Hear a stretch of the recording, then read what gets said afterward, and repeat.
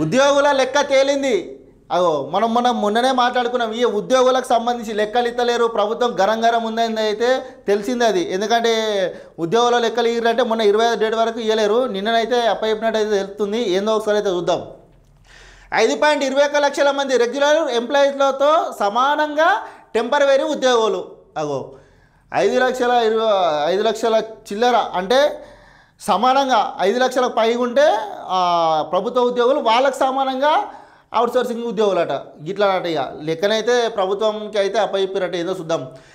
ఆయా శాఖల నుంచి ఆర్థిక శాఖకు అందిన వివరాలు, ప్రభుత్వం దగ్గరున్న లెక్కలకు మించిన అవుట్సోర్సింగ్ ఉద్యోగులు, సంబంధిత శాఖలో ఒకరిద్దరు నమోదు కాకపోయినా మొత్తం శాలరీలకు బ్రేక్. ఇగో సంబంధిత శాఖలో ఒకరిద్దరు నమోదు కాకపోయినా మొత్తం శాలరీలకు బ్రేకు. ఏదైనా శాఖకు సంబంధించి అలా వాళ్ళ 2-3 ఉన్నారనుకో, వాళ్ళకి సంబంధించి డీటెయిల్స్ నమోదు కాకపోయినాయి అనుకో, ఆ శాఖ మొత్తం జీతాలు బంద్ చేస్తారట. చూసుకోర్రి. ఇక ప్రభుత్వం అయితే గట్టి నిర్ణయం అయితే తీసుకుంది. ఎందుకంటే మనం మొన్న కూడా అనుకున్నాం, ఈ ప్రభుత్వ ఉద్యోగులు ఎంతమంది ఉంటున్నారో వాళ్ళ కింద అధికారులు ఎవరెవరు పై అధికారులు ఐఏఎస్లు అయినా వాళ్ళ ఇళ్ళ బోలుదోమనికి, వాళ్ళ బట్టలు వినడానికి ఇట్లా వాళ్ళని అయితే పెట్టుకొని అయితే ప్రభుత్వం నుంచి అయితే జీతాలు అయితే తీసుకురు ఇన్ని రోజులు మంచిగా. మంత్రుల ఐఏఎస్ పేషీల సిబ్బందిపై తర్జన భజన. ఇదే మనం అనేది కూడా ఇదే. మంత్రుల ఐఏఎస్ల పేషీల టెంపరరీ పద్ధతిలో ప్రభుత్వం అనుమతించిన దానికంటే ఎక్కువ సంఖ్యలో ఉద్యోగులు పనిచేస్తున్నారు.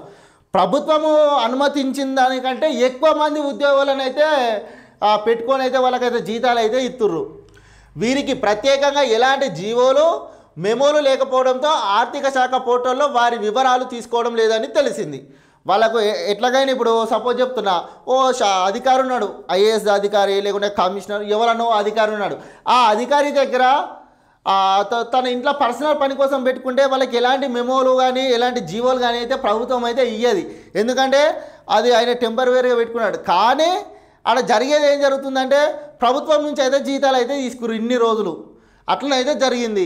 వాళ్ళకి ఇప్పుడు వాళ్ళ లెక్కలకు సంబంధించి లెక్కలకు సంబంధించి పోర్టల్లో వారి వివరాలు తీసుకోవడం లేదని అయితే చెప్తుర్రు.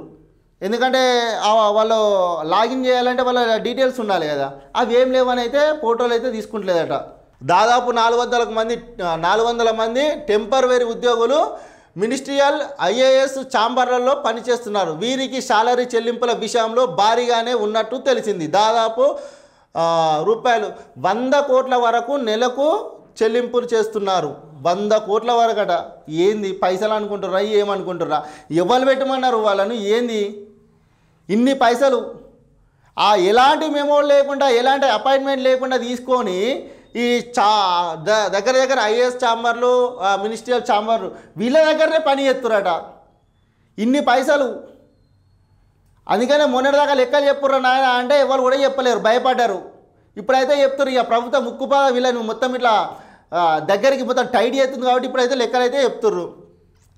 ఆర్థిక శాఖ పోర్టల్లో కొందరు టెంపరరీ ఉద్యోగులు ఆధార్ వివరాలు అప్డేట్ చేసేందుకు ఇబ్బందులు ఎదురవుతున్నాయట. ఆధార్తో వాళ్ళ డీటెయిల్స్ చేస్తుంటే దీనిపై ఉద్యోగులు ఆందోళన వ్యక్తం చేస్తున్నారు. ఇప్పుడు వాళ్ళకి సంబంధించి ఇప్పుడు ఉద్యోగుల మీద ఇప్పుడు అది ప్రభుత్వం చర్యలు తీసుకోవాలంటే వాళ్ళు ఆందోళన వ్యక్తం చేస్తారు. ఇక రోడ్ల మీద వచ్చి ధర్నాలు చేస్తారు. అట్లా ఉద్యోగులు అయితే ఇబ్బంది పడుతున్నారట. చూద్దాం.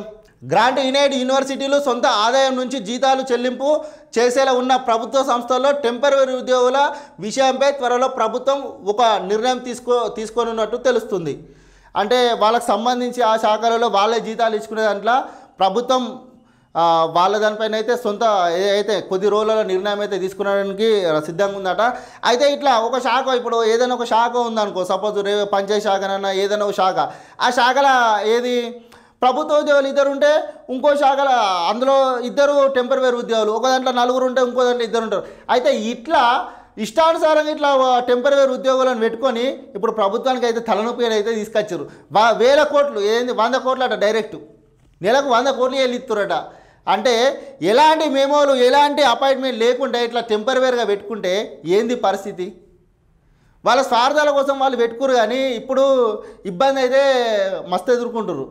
చూద్దాం ఇంకా ఇంకా ఇక ప్రభుత్వం మరి ఏం చేస్తుంది, వాళ్ళ పరిస్థితి ఏంది. ఎందుకంటే వాళ్ళకు ఇప్పుడు ఒకవేళ వాళ్ళని తీసేయాలంటే వాళ్ళు ఊకోరు, ఎందుకంటే రోడ్ల మీదకి వచ్చి ధర్నాలు రాష్ట్రోకలు ఇవన్నీ చేస్తారు, అందరూ తెలిసిన ముచ్చట్నే. చూద్దాం మరి ఇక ఏం జరుగుతుందో.